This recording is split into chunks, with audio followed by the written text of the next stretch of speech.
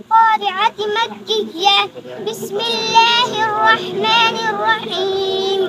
القارعة ما القارعة وما أدراك ما القارعة يوم يكون الناس كالفراش المبثوث وتكون الجبال كالعهن المنفوش فأما من ثقلت موازينه فهو في عيشة راضية وأما من خفت موازينه فأمه هاوية وما أدراك ما هي نار حامية.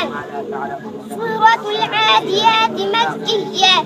بسم الله الرحمن الرحيم.